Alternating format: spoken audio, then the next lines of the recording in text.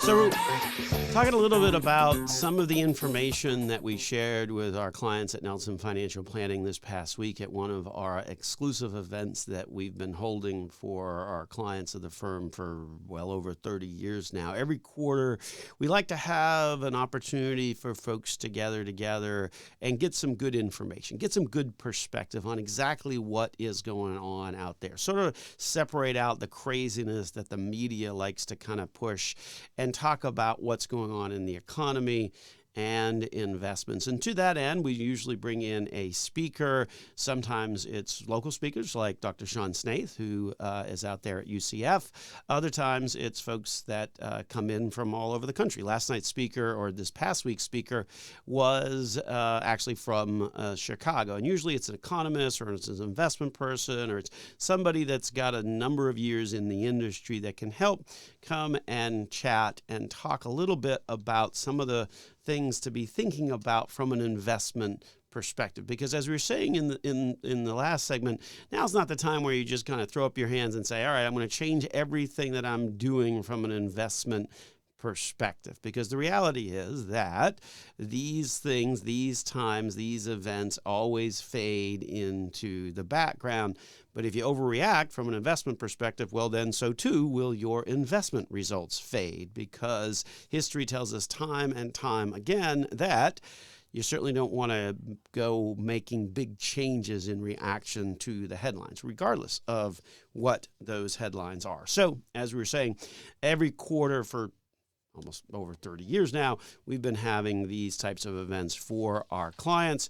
And so we thought it would be good to share with our listening audience here on the radio show and podcast exactly kind of some of the things and some of the concepts that were shared this past week with our clients. See, if you're a client of the firm, you get this information ahead of time. But if you're not, then you have to wait to the program. Anyway, number one, there are still signs of growth as recovery from COVID continues. You know, it's interesting. The speaker that we had this past week, it was one of the first times they have been in the field, if you will.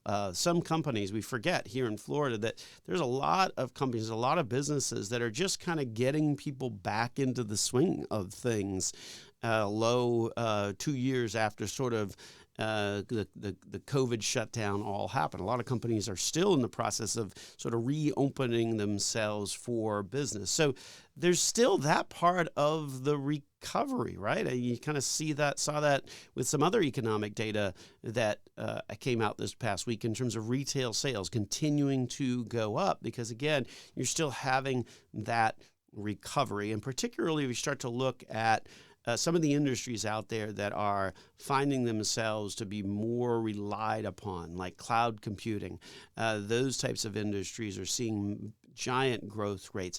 Healthcare, pharmaceuticals, all of those types of areas are seeing some tremendous opportunities for future growth.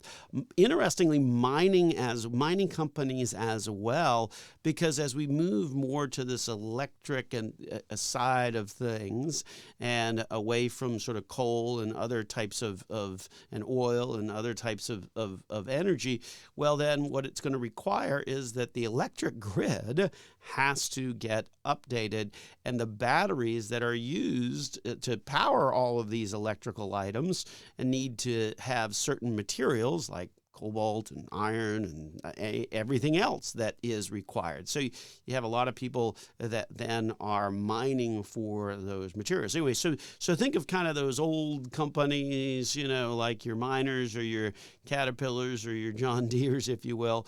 Whatever is old is new again, and all of that is going to be necessary kind of going forward. So even though it may look like, there's, not a lot of potential for growth going forward, there's certainly a lot of potential for growth going forward, particularly as this recovery from COVID continues and as society and demands change on a regular basis. So that's sort of the first takeaway that we share with our clients this past week.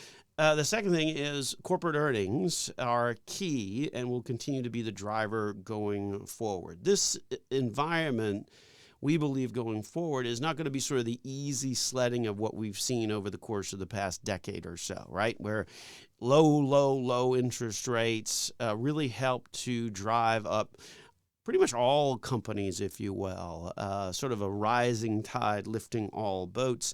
Now these days, it's going to fundamentally matter which companies you own by each industry. There's going to be winners and losers, if you will. It's not going to be a rising tide that's going to lift all tech companies or a rising tide that's going to lift all financial services companies. There's going to be some in those sectors that do quite well and others that don't. So it's going to be more important from an investing perspective to really sort of focus on those companies that you own. It's really going to be more about selection rather than just kind of following the markets, if you will. And similarly, and we certainly have talked at length about this on the program before, dividends become very important, right? Dividend payments rose by 20% over the trailing 12 months to about almost $2 trillion. So there's a lot of sectors in the market that have dividend yields above even 3%. So there's definitely some opportunities out there if you look at things more on a company-by-company basis. And then lastly, and I think this is an important takeaway, recessions are a part of the cycle. That's their job. The economic cycle has an ebb and a flow, and what the ebb of the economic cycle, the recessionary part of the economic cycle, it helps to wash out those excesses. Clearly a tremendous amount of cheap money, excess government spending, low interest rates, things like that. You simply can't have sustained period of growth without an occasional downturn to balance things out. It's normal, it's expected, it's healthy. There's nothing to suggest that this is somehow the end of the world or that you need to throw out your entire investment strategy. Recessions are a normal part of the economic cycle. So those are sort of the three key takeaways that we shared with our clients at Nelson Financial Planning this past week at one of our regular quarterly sort of financial educational events. We typically do those as dinner sessions as well.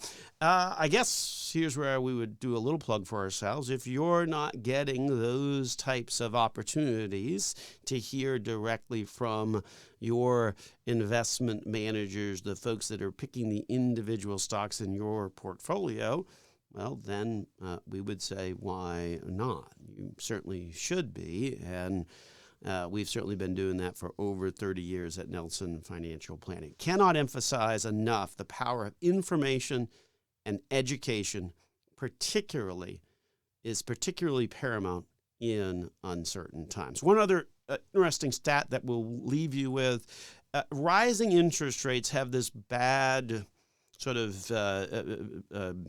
thought, if you will, that it's hard to make money as interest rates rise. You've often heard the expression of, oh, you can't fight the Fed. Well, if you look at the data of the last 7 interest rate rising environments since 1977, so there's been 7 different times that the Fed has actually kind of done this and engaged in this kind of activity, the reality is that it's not the death knell for investment returns that the mainstream media likes to espouse. If you look at the rate hiking period since 1977, and there's been 7 of them, average return in the S&P 500, 12.7% in the year after those interest rate hikes first started. So think about that, 12.7%. That's a pretty good rate of return over time. And so certainly something to kind of think about, where it's not a situation where all is lost, even though interest rates are increasing. Same thing is actually true on the international side as well, a return of about 12% if you look at those prior rates. So certainly something to think about, even with rising rates. Return is certainly crucially important, and you can still find some and get some in the midst of a rising interest rate environment. With that thought, we will take a break and continue on the conversation here on Dollars and Cents with Joel Garris of Nelson Financial Planning.